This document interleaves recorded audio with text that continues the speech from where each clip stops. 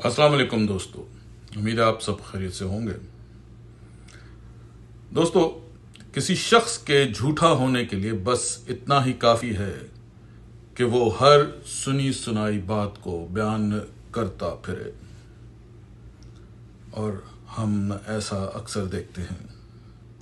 Medina Munawwara में दुश्मनान दीन और मुनाफिकीन का एक शार ये भी था कि वो झूठी खबरें फैलाते ताकि मुसलमानों में बदअमनी फैल जाए, और ऐसी खबरें फैलाने का मकसद माशरे में सनसनी फैलाना, किसी को बदनाम करना या मुल्क में अदम इस्तेहकाम पैदा करना होता है।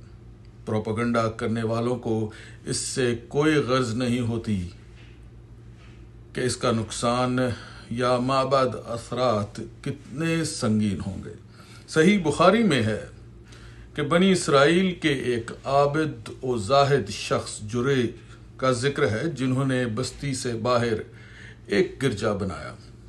वो इसमें हमेशा मसरूफ़ इबादत रहते थे। एक फाहशा औरत ने इन्हें अपनी तरफ मायल करना चाहा, मगर वो इसके फरेब में न आए। फिर उस औरत ने एक नाजायज़ बच्चा जना और उसे जुरे की तरफ मंसूब कर दिया। कौम ने हकीकत मालूम किए बगैर इन पर यलगार कर दी और इनका गिरजा ढा दिया और उन्हें लहूलुहान कर दिया। वो होश में आए तो कौम से पूछा, तुमने मुझे किस जुर्म की सजा दी है? उन्होंने बच्चे की तरफ इशारा कर दिया। फिर उन्होंने 2 रक्त नमाज नफल पढ़ी, अल्लाह ताला से दुआ की और दरख्त की एक शाख से उस नौमौलूद बच्चे को टहुका दिया और पूछा, तुम्हारा बाप कौन है? उसने एक चरवाहे की तरफ इशारा किया। कौम अपने किए पर शर्मसार हुई और जुरेह से कहा, हम तुम्हें सोने का गिरजा बना देते हैं। उन्होंने कहा, मुझे मेरे हाल पर छोड़ दो। जाहिर है उन्होंने जो तकलीफ बर्दाश्त की थी उसका अजाला नहीं हो सकता था। दोस्तों, आजकल भी हम कुछ ऐसी ही सूरत हाल से दो चार हैं।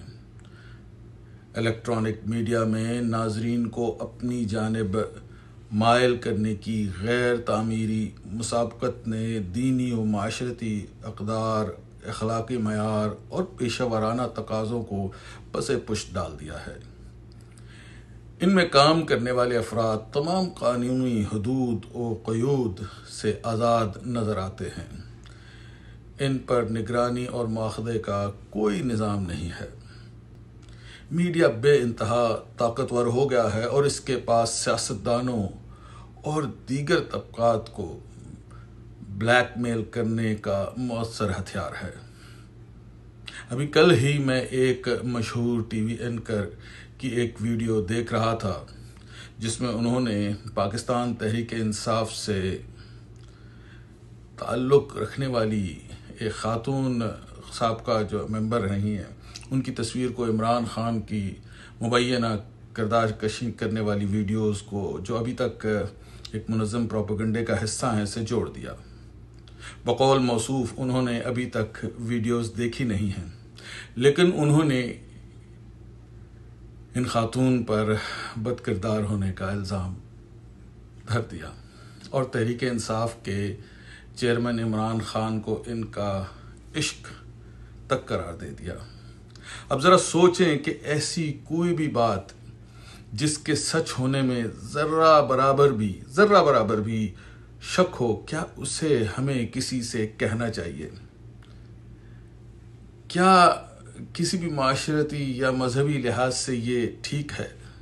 कतई नज़र आप इमरान खान या किसी भी शख्स के हामी या मुखालिफ हैं, क्या ऐसा करने से आप माशरती और मजहबी गुनाह के मुर्तकिब नहीं हो रहे? क्या किसी और की गलत बात या काम इस बात की दलील हो सकती है कि मैं भी एक गलत काम कर गुजरूं?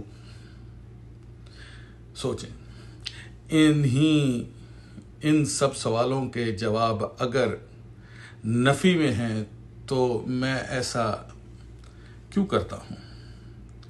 ज़रा नहीं मेरे दोस्तों, ज़रा नहीं, पूरी तरह सोचिए कि कई दफ़ा हम अनजाने में ऐसे झूठ को फैलाने के मुर्तकिब या मददगार बन जाते हैं और माशरे में बिगाड़ पैदा करने वालों में शामिल हो जाते हैं, जिससे दुनिया तो ख़राब होती ही है, आखिरत में भी सरासर तबाही और बर्बादी हमारी मुंतज़र होगी। सिर्फ अपनी सियासी वाबस्तगी को किसी के साथ जोड़ने से और उसकी मद्दाही में हम अपनी कब्र के लिए कैसे ईंधन तैयार कर रहे हैं। हमें सियासी वाबस्तगियों को एक तरफ रख के अपनी आखिरत को भी देखना है। ये सब सियासी उतार चढ़ाव तो हमारी ज़िंदगी का हिस्सा हैं, ये होंगे और होते रहेंगे, लेकिन हम क्यों अपने दीन को भूल जाते हैं?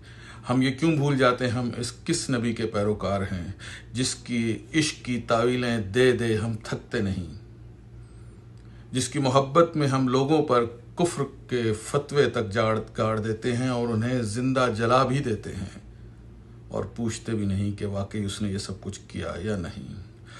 और अगर उसने नहीं किया था और वो इस जुर्म का किसी भी तरह कोई उसके साथ सरजद नहीं हुआ था उससे, तो हमने जो किया इसकी माफ़ी हमें कौन देगा?